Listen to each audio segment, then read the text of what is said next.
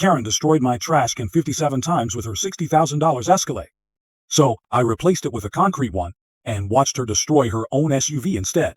What started as a morning ritual of property demolition ended with criminal charges, a $12,000 settlement, and one very expensive life lesson about picking the wrong neighbor to bully.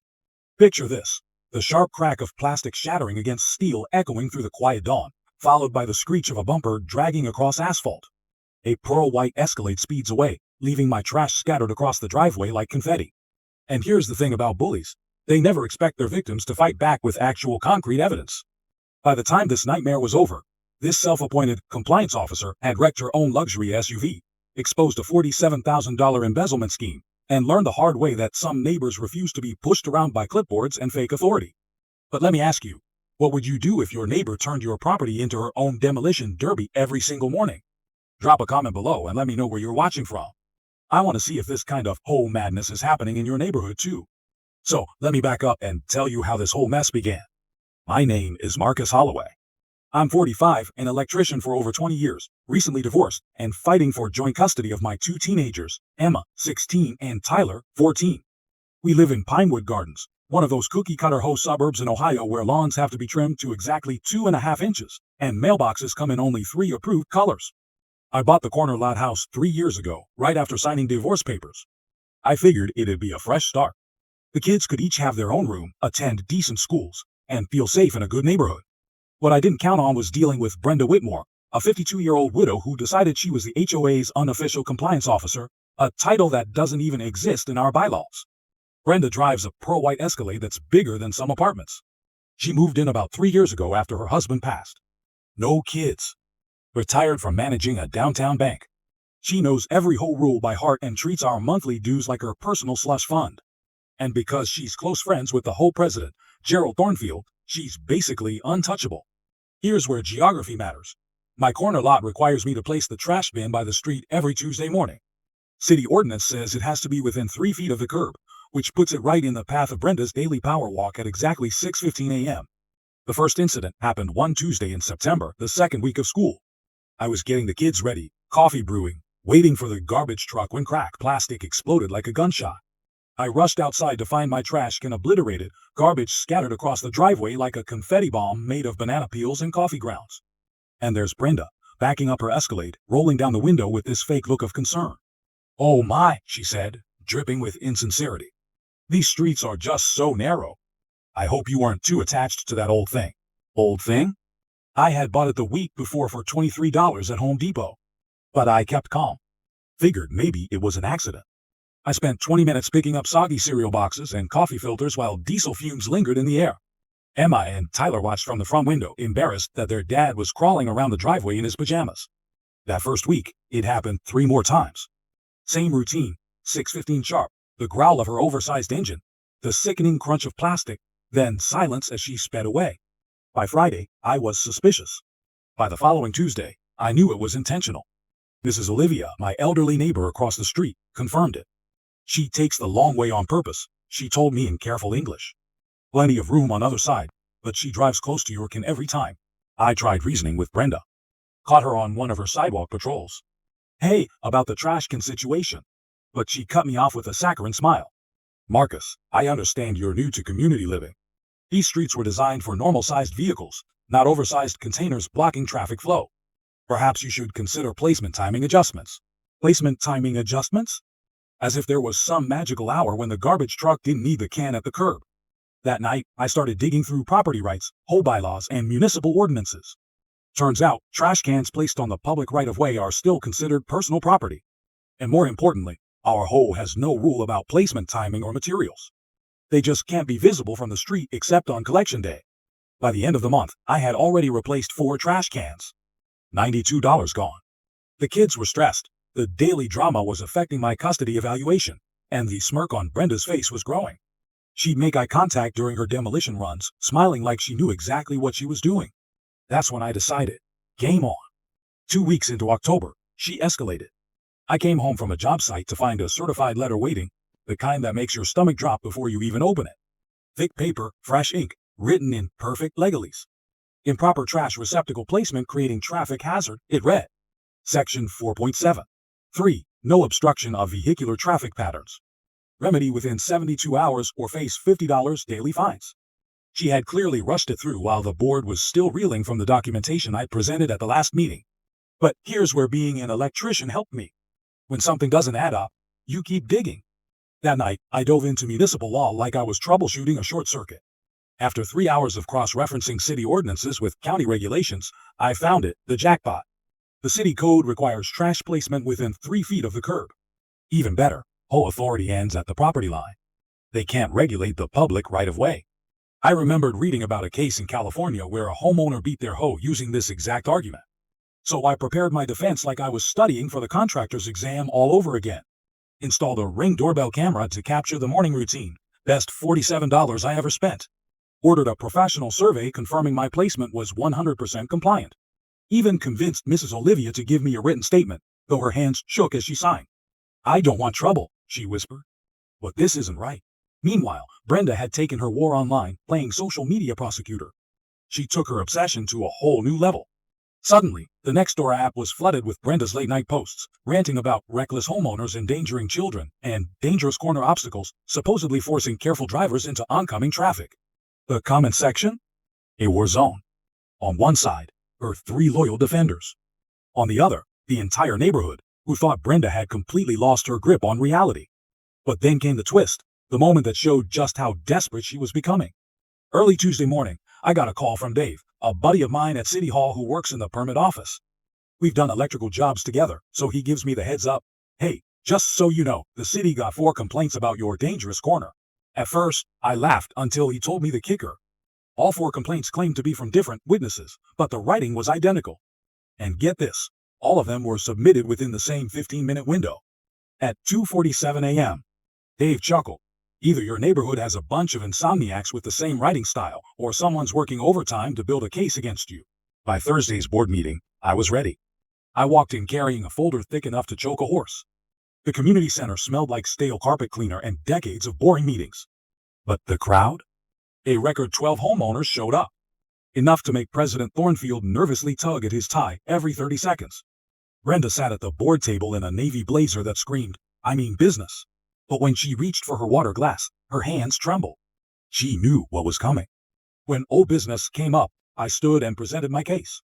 Calmly, I read the city ordinance word for word. I showed my survey results proving complete compliance. And then, for the knockout blow, I casually mentioned consulting with Amanda Sterling, a property rights attorney with years of HOA experience. She found the selective enforcement patterns particularly interesting, I added, watching Brenda's face drain of color. President Thornfield cleared his throat 3 times before saying, "Well, this requires further review.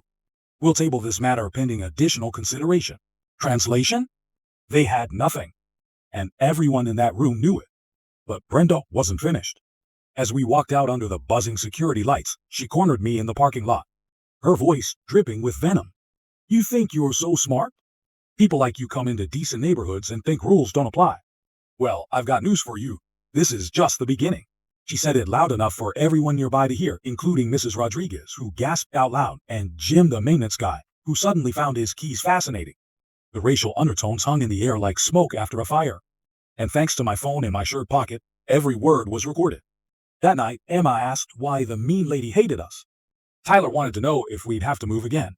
I promised them everything would be fine. But inside, I was calculating the real cost of this war. 3 replacement trash cans, 14 hours of documentation, attorney fees piling up. But here's the twist. Brenda's public meltdown had backfired. Neighbors were whispering about board overreach, questioning her motives. Suddenly, people saw this wasn't about community safety. It was about power. And the next morning proved it.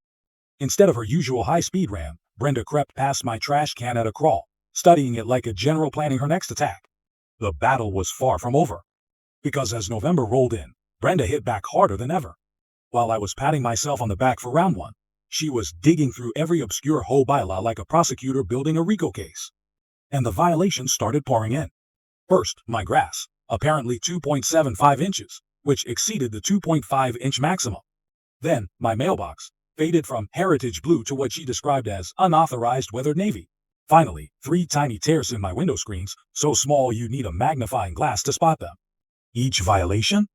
A $50 fine with a 10-day deadline. But here's the kicker. I spent one Saturday walking the neighborhood with a measuring tape and camera. And guess what? 14 other homes had the same issues. Gerald Thornfield's grass, almost 3 inches. Mrs. Patterson's mailbox, same faded shade as mine. Half of Maple Street, screen damage from last summer's hailstorm. But somehow, only my house got violations. While Brenda was building her case, I was building a plan. A plan that would turn the tables on her completely and make my trash can unstoppable. Brenda thought she was winning, but in reality, every move she made was only destroying herself. See, by now, her shiny pearl-white Escalade looked like it had gone through a demolition derby. Every time she rammed my reinforced trash can, the concrete stood strong while her SUV racked up nearly $800 in damage. I can had a couple of scratches, but honestly, it just made it look tougher. The neighborhood started whispering. For once, Brenda wasn't controlling the story. She had become obsessed, like a full-time detective chasing a mystery no one else cared about. I catch her driving past my house at odd hours, staring, plotting. Then came the funniest moment of all. Mrs. Olivia called me one morning and whispered, "Marcus, she was in your driveway last night, with a flashlight and a bathroom scale. I think she was trying to weigh your trash can." I couldn't stop laughing. Imagine Brenda in her blazer and sensible shoes, sneaking into my yard at midnight, trying to crack the case of the indestructible trash can. But her obsession wasn't just funny, it was dangerous. She cornered our maintenance guy at the hardware store, asking if he'd sold anyone concrete. She even started stalking my Facebook posts, looking for clues. Then she brought in the city. A tired inspector showed up at my door one afternoon. "Ma'am filed a complaint," he sighed. "Something about unauthorized concrete structures." He gave Mike about 30 seconds of attention before shaking his head. "It's a garbage bin, not a foundation. No violations."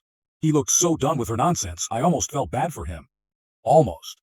But Brenda wasn't finished. Next came a notice from the HOA, demanding access to inspect my property for safety violations. Obviously her handiwork. But I'd already done my homework on property rights. Without a court order or emergency, they had no right to step onto my property. I told them politely but firmly they could take a look from the sidewalk, just like everyone else.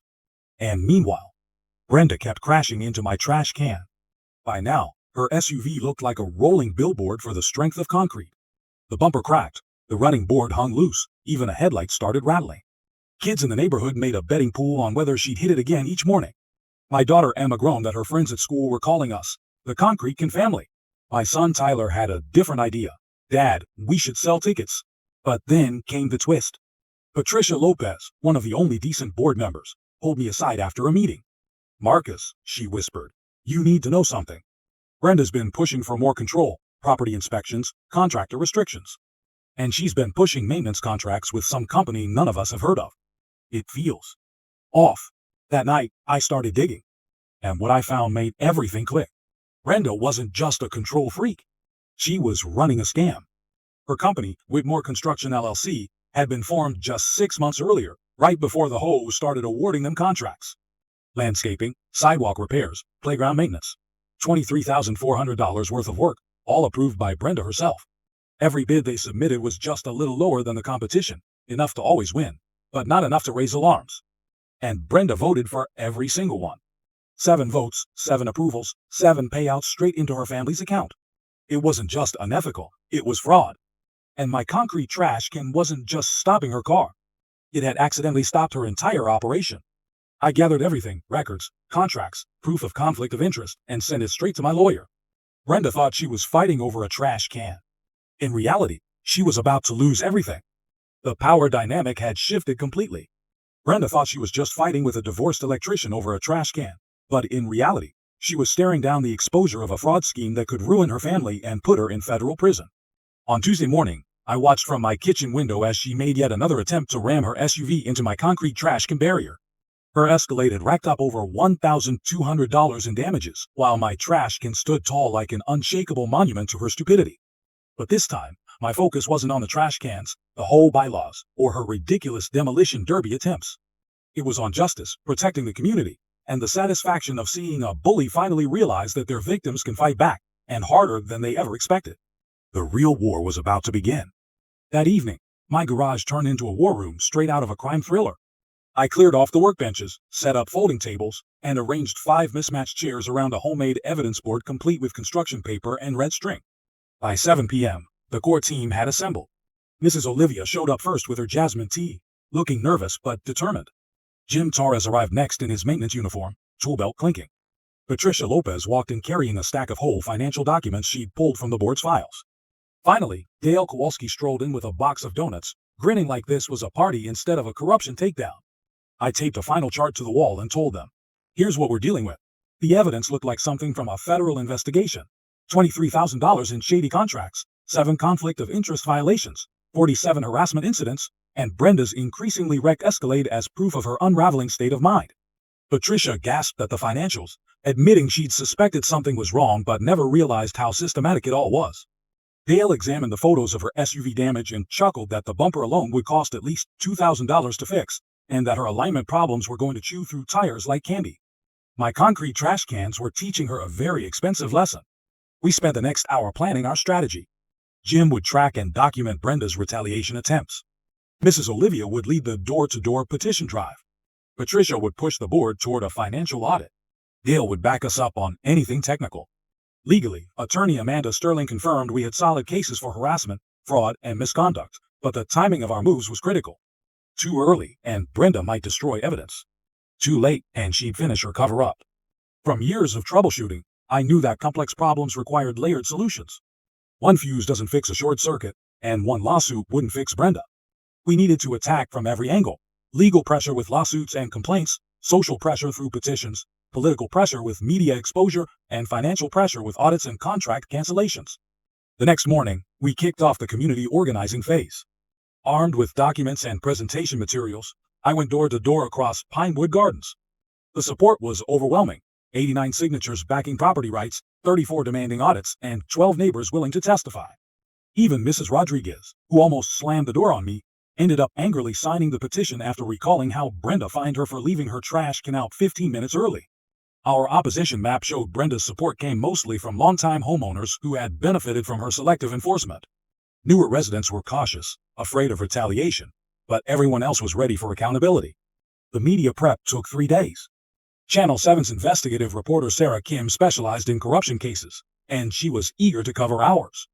We built a press kit with graphics, legal opinions, and video footage of Brenda repeatedly ramming my trash can. Meanwhile, our social media group, Pinewood Gardens Transparency, exploded in popularity as neighbors shared stories of harassment and financial irregularities.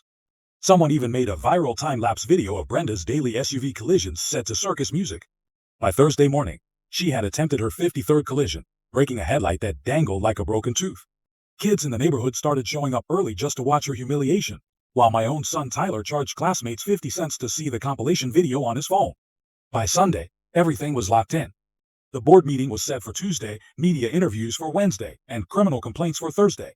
Over 100 residents were committed to attending the meeting, and nearly 20 had pledged to speak. The coalition was strong, the evidence was airtight, and Brenda had no clue what was about to hit her. But the weekend before the board meeting, Brenda spiraled. Desperation has a smell, burnt coffee, and panic sweat, and she was drowning in it. Saturday night, I woke to the sound of spray paint outside.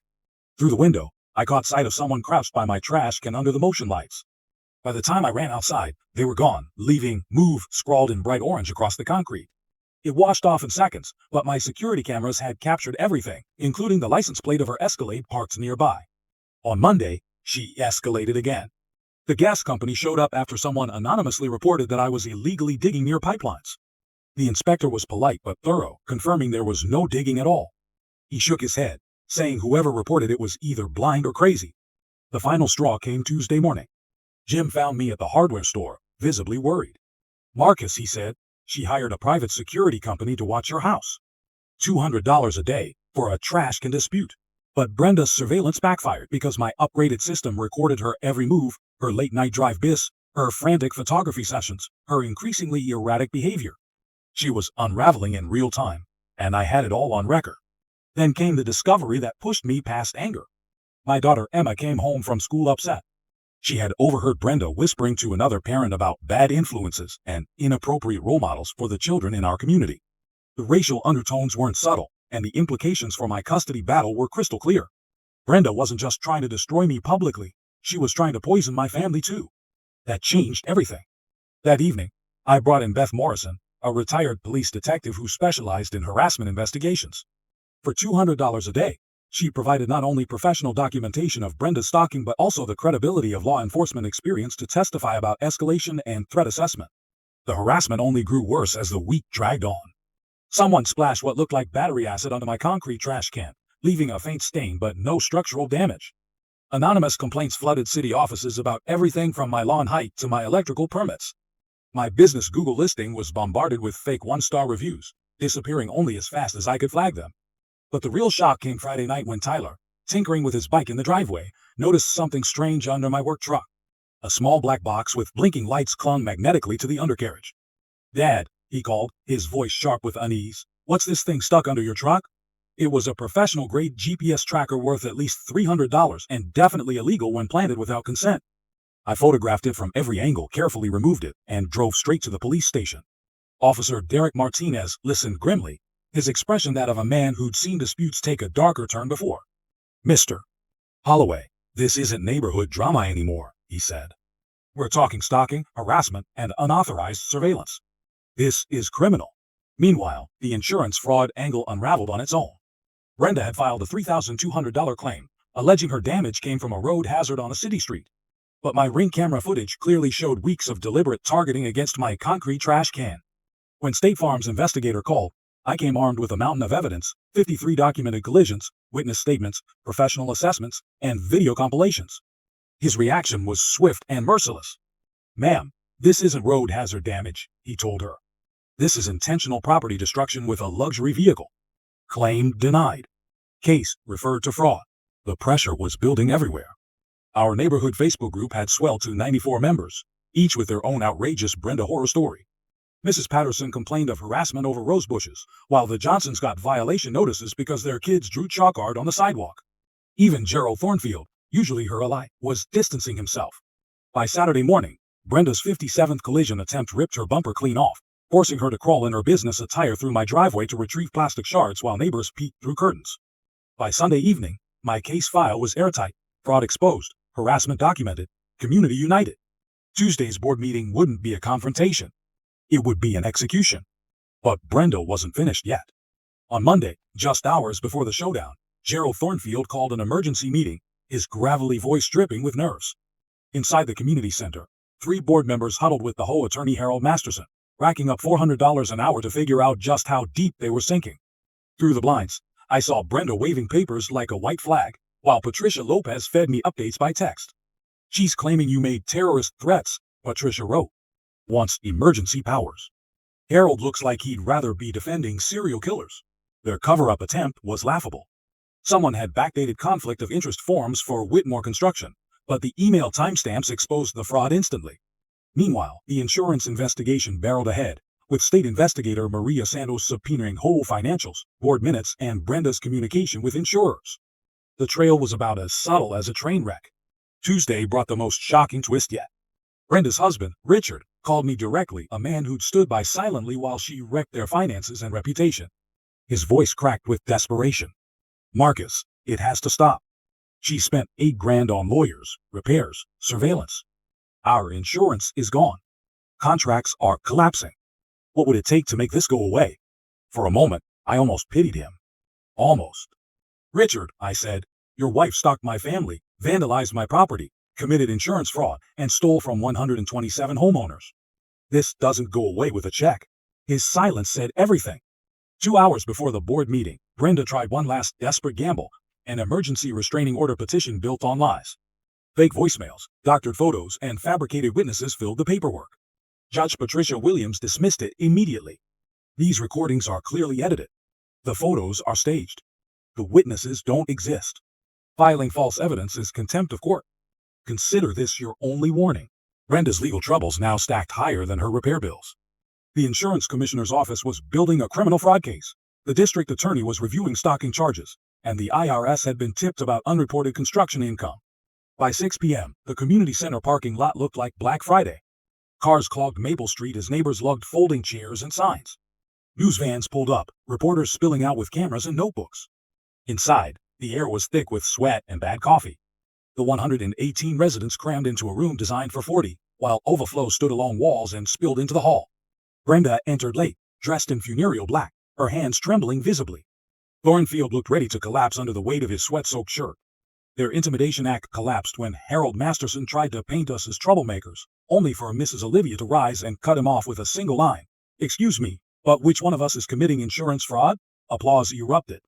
17 neighbors lined up to speak, each armed with their own damning evidence. Free bankers' boxes brimmed with videos, statements, contracts, and complaint receipts. And then the hammer fell.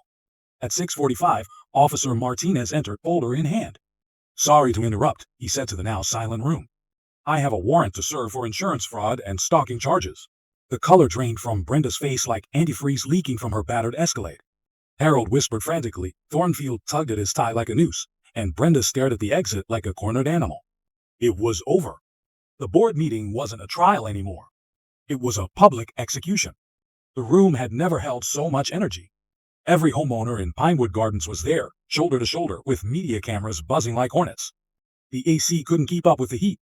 The lights hummed like electric wasps, and I sat in the third row, flanked by Mrs. Olivia and Jim Torres. Beside the podium stood my concrete trash can, Exhibit A.